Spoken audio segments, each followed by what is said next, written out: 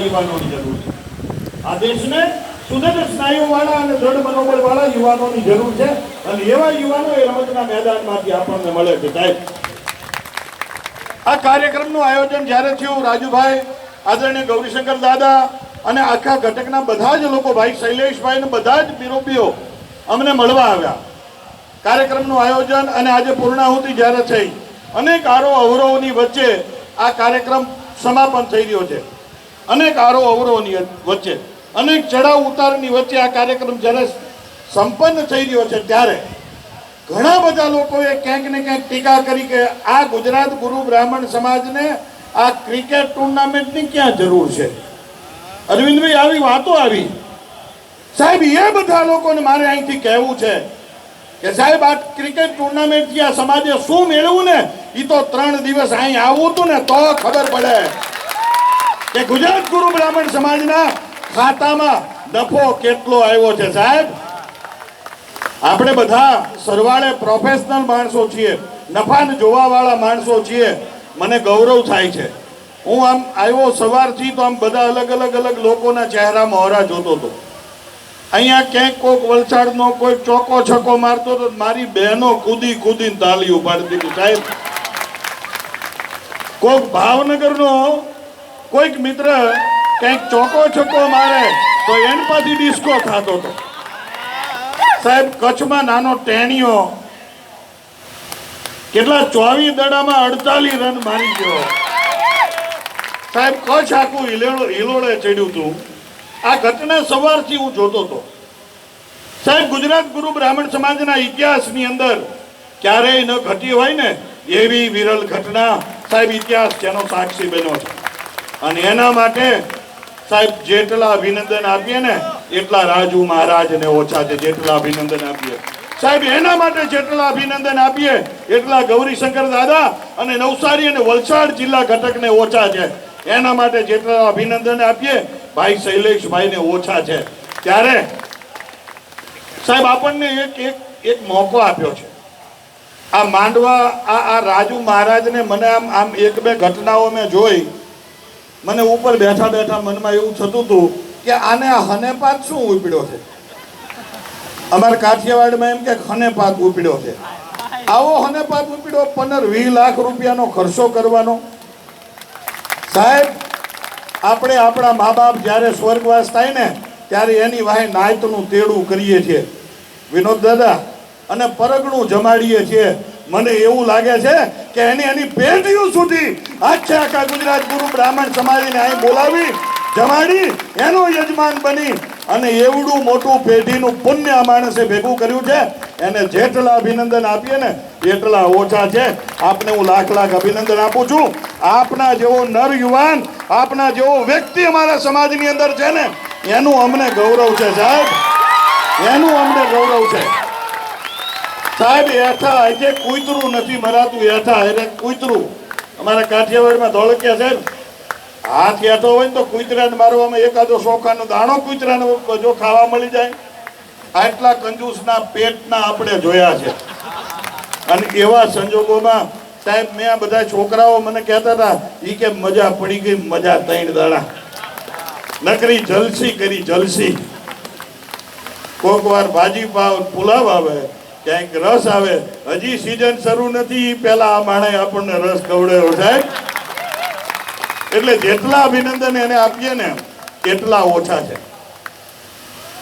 જેને ટીકા આ કાર્યક્રમની કરી છે ને મારે એ લોકોના મંચ ઉપરથી કહેવું છે સાહેબ, આપણે ક્યાંક ને ક્યાંક ગોળવાદની અંદર, પરગણાવાદની અંદર, વિસ્તારવાદની અંદર વહેંચાતા રહ્યા સાહેબ। માણસ જેમ મોટો બને આપ બધાએ લગભગ વિમાનની સફર કરી હશે સાહેબ। વિમાનમાંથી જેવું આમ વિમાન લેન્ડ થાય ને સુરતના એરપોર્ટ ઉપર, એટલે આમ જેવું નીચે આવે ને એટલે ખબર પડે કે આ બાજુ અમારો આ વિસ્તાર છે, આ ચીખલી બાજુ જવાનો વિસ્તાર છે, આ નવસારી બાજુ જવાનો વિસ્તાર છે। ઉપરથી થોડુંક દેખાય, વળી જો થોડા નીચે આવો ને એટલે પછી એરિયા દેખાય કે આ શરૂ સેક્શન રોડ છે અને આ ચોપાટી આવી। વળી તમારું પ્લેન નીચે આવી જાય, તમે પ્લેનમાં બેસી અને નીકળો પછી આપણને ખબર પડે કે આ તો ભાઈ ગૌરીશંકરભાઈની સોસાયટી આવી, આ તો જેવી શ્રીમાળી સાહેબની સોસાયટી આવી, અને એમ કરતાં કરતાં તમે તમારી સોસાયટીમાં અંદર આવો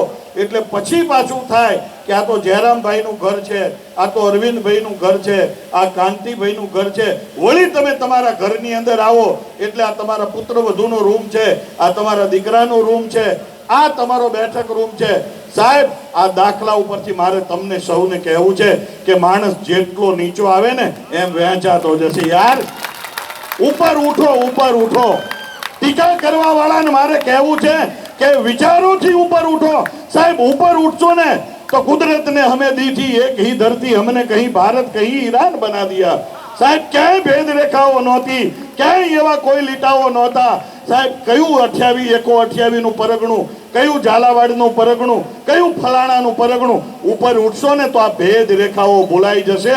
અને એટલા માટે કબીરજી મહાત્માએ એવું કીધું છે કે કબીર કુઆ એક હૈ, कबीर कुआ एक है पनिहारी अनेक, कबीर कुआ एक है पनिहारी अनेक, बर्तन सबके न्यारे भये, आखिर पानी तो सब में एक. यार, હે, આખર આપણે તમે ને હું ગુરુ બ્રાહ્મણો છીએ, આખર તમે ને હું ગર્ગાચાર્યના વંશજો છીએ, આખર તમે ને હું મહર્ષિ સ્વામી તેજાનંદના વંશજો છીએ, આખર તમે ને હું ત્રિકમ સાહેબના વંશજો છીએ. આપણે આ વાત નહીં ભૂલવી જોઈએ. અને ત્યારે અહીંયા સફળ આયોજન માટે રાજુભાઈ, તમને ફરી એક વખત લાખ લાખ અભિનંદન. વલસાડની ટીમને પણ જીતવા માટે લાખ લાખ અભિનંદન, અને ભાવનગરની ટીમને હારવા માટે ડબલ લાખ લાખ અભિનંદન છે. સાહેબ, તમને બધાને અભિનંદન છે. અને સાહેબ, આ રમતનું મેદાન છે ને, રમતનો જીવનમાં બહુ ક્યાંક ને ક્યાંક ફાળો રહ્યો છે. હું નાનો હતો તેથી ગીલી દંડે રમતો હતો, મોય દાંડિયો. તમે રેમા છો? રેમા છો ને? હા. તો મોય દાંડિયો જ્યારે રમીએ ને, આ મોય દાંડિયાની રમત છે ને, તમને બાળપણમાં કસરત તો કરાવતી હતી પણ ભેગું ભેગું ગણિત શીખડાવતી હતી. આપણે સાહેબ કોક ગીલી મારે ને પછી એમ કે કેટલા થાય છે, એટલે હું એમ કહું 50 થાય છે, એ કે ન થાય એટલે ભરવાના આપણે 1 2 3. શરીરની કસરત થતી હતી. જેથી એકડા નહોતા આવડતા ને તેથી એકડા મોય દાંડીએ શીખડાવ્યા હતા. સાહેબ, રમત એક રમતની વાત જો સાહેબ કરીએ અને સાંપ્રત સમયના સમાજની સ્થિતિ પરિસ્થિતિ જે છે ને એને અનુરૂપ જો વાત કરીએ, સાહેબ, મને કબડ્ડીની રમત જોશી સાહેબ ગમે. સીએન જોશી સાહેબ, કબડ્ડીની રમતમાં બે બાજુ હામી ટીમો ઊભી હોય, વચ્ચેની લાઈન છે ને એ આપણે ટચ કરવાની હોય. આપણે ધર્મની લાઈન કહીએ એને. એકલો નીકળે આ બાજુથી કબડ્ડી કબડ્ડી કબડ્ડી કબડ્ડી કરતો, સામે કેટલાય વિરોધી ઊભા હોય. હવે એ સામેવાળાની લાઈનને અડીને પાછો આવે, અને જો એ પાછો ઓલી વચલી લાઈનને અડી જાય ને વિનોદ દાદા, તો પાછો એ જીવતો રહી જાય. પણ પાછો જેવો વળે ને સાહેબ, વિજય થઈને પાછો વળે ને એટલે શું ઘટના બને છે ને સમાજમાં, એ રાજુભાઈને મારે કહેવી છે. વિજય થઈ અને પાછો વળે ને એટલે જેટલા વિરોધી છે ને એ બધા ટાંગા ખેંચવાનું શરૂ કરશે, તમારા ટાંટિયા ખેંચશે, તમારા ટાંટિયા. અને ટાંટિયા ખેંચે અને તમે જો વચલી લાઈનને અડી ગયા ને તો તમે બધાને આઉટ કરી દેશો. પણ માની લ્યો કે એ લોકો બળુકા હતા અનિલભાઈ, અને આપણને જો આઉટ કરી દીધા તો મારું કહેવું તમને એ છે કે એવી જ્યારે ઘટના બને ને ત્યારે રમતને બદલી નાખજો. અને બીજા નંબરની રમત જે છે ને એને ખોખોને પકડજો. ખોખોને પકડજો. ખોખોની રમતમાં એવું છે કે આપણને કોક આઉટ કરવા આવે, આપણે થાક્યા છીએ એટલે મજબૂત માણસની વાહે ઊભા રહી જાય અને એને કહીએ કે તું દોડ, તું લક્ષ્યની પ્રાપ્તિ કરી લે. સાહેબ, આ સમાજે નક્કી કરવાની જરૂર છે. સમાજે આ રમતના માધ્યમથી નક્કી કરવાની જરૂર છે. જ્યાં જરૂર પડીને ત્યાં ખોખોનો ઉપયોગ કરજો. અને મને ક્રિકેટ બહુ ગમે સાહેબ, મજા આવી. આજે આમ જોતા જોતા બાળપણ યાદ આવી ગયું બધું. એટલે ક્રિકેટ જ્યારે જોતો હતો સાહેબ, ક્રિકેટમાંથી હેમજા જેવી વાત છે, આ જીવનમાં ઉતારા જેવી છે. ભલે બલ્લો એટલે કે બેટ તમારા હાથમાં હશે પણ વિરોધીઓ તમને રોજ આઉટ કરવાના મૂડમાં ઊભા હશે સાહેબ. અને એવા વખતે અહીંયા જેટલા ખેલાડી છે હું જોતો હતો ક્યાંક આમ પ્લેડ રમતા હતા, સ્ટડી કરતા હતા, અને જ્યારે બરોબર આમ એવો લૂઝ દડો આવે ને ત્યારે કચ કચાવીને ચોકો ને ચકો ઠોકતા હતા.